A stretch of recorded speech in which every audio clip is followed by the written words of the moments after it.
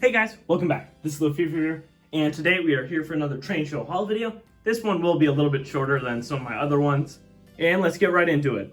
First off, we have this little cheap signal tower piece that I got. I don't believe it's a Bachmann, but I've seen similar ones, and looking at the underside, it has some sort of BB logo. So I don't understand what that brand fully is, but I might just set this somewhere on the layout in between the two main lines if it'll fit. If not, then it wasn't that expensive anyway, so we'll just set this in the back. Next, we're moving on to my first new kind of building here, or new-ish, because it can actually fit my new Bachmann cars that I got. And this is a car wash. I do not know if these sparkle car wash stickers are original to a set, but here it is. The previous owner has done some painting, and these garage doors do have a tendency to fall out, but I think I can get that one back in. And so they did some marker paint work on the back here, and it has no interior, of course. Well, it's a very cheap kit set kind of thing, and it does come with a little road sign here that I can put out. Camera's having fun focusing on that. So we'll set these aside here. Next, we have a building I've been working on trying to get for a while now, and that is a fire station. There we go. There is, again, no interior to this one, but it does have these sirens on top as well as a few other things.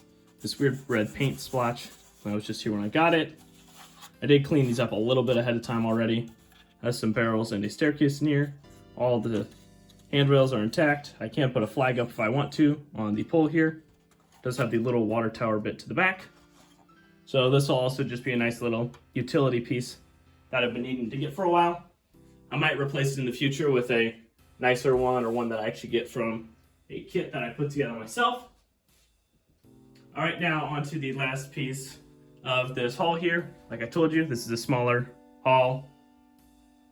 I didn't decide to get this much at a train show since I have about like $100 worth of stuff coming from my great dead uncle, and so that's going to be from his estate, so I didn't want to get that much since I knew a lot more was coming.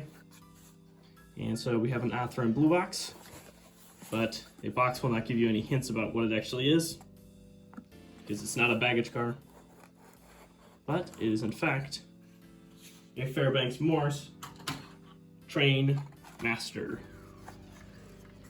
Forgot how heavy this is. The original box still does have the baggage car thing in there. Set that to the side.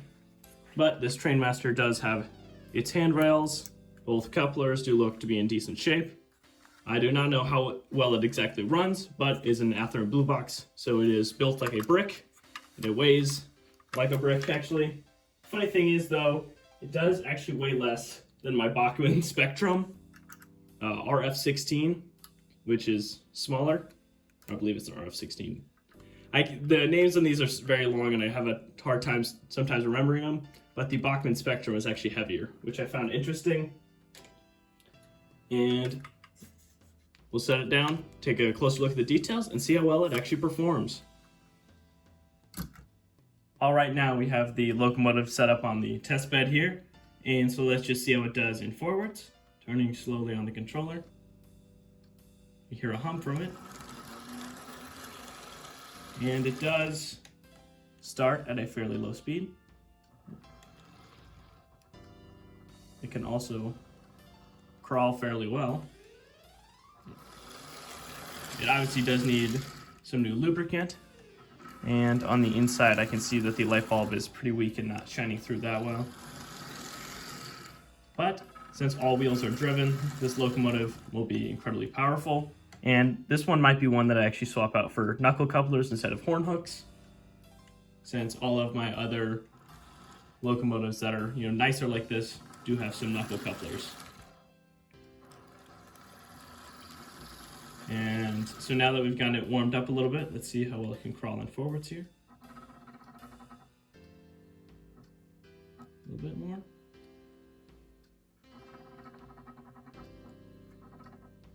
Yeah, a little bit more. There we go.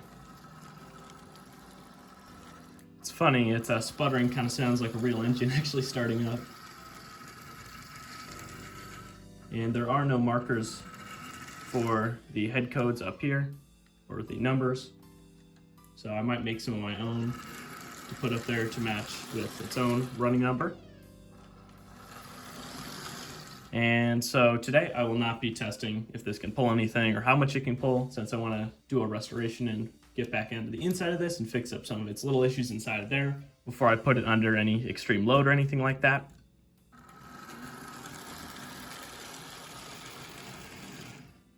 The main reason I chose this locomotive over some other options at the show were because it fits in with my other Fairbanks and Morris locomotives, and I just kind of generally like the look of these high hoods and everything like that. But it's just also interesting since I've never seen a model like this in anybody else's layout or anything else on YouTube like that, so I thought it was pretty unique to get that out. And also I just love new experiments with seeing something like this bigger Athearn blue box. It's always nice to get some more practice on restoring these things. It's always nice to see them in the end when they're running up and properly and they can haul quite a bit for their size. All right, now let's take a look back over at the town here. And you can see I have set up the two buildings here. The car wash is just mainly facing the main kind of road here, so cars can drive almost directly right in. You can see I have put the little Land Rover fire truck in front of the fire station there. Now it is kind of interesting with some of these cars, you know, being in scale and some of them being a little bit big, but that's what I have right now, considering the fact that most cars that I see that are for sale for HO scale are incredibly expensive for the size of them or just to get a lot of them.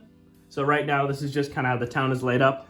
I did move some of the sidewalk pieces over, but as I get some more buildings in the coming future, these will start to line the street. And as I get more street, this will all start to change and look quite a bit different. All right, now we're at the end of this Trainshow Haul video. I'd like to thank you guys so much for watching. And I'm wondering if you guys enjoyed this more, you know, short form kind of Trainshow Haul video here. And so I always have so much fun getting new buildings for the layout or seeing how things work and trying to rearrange and having things fit in. And I'm looking forward to restoring this locomotive here. There should be a video coming out next week, hopefully on next Friday. All right, now I'd like to thank you guys again, and I'll see you guys next time. Bye-bye!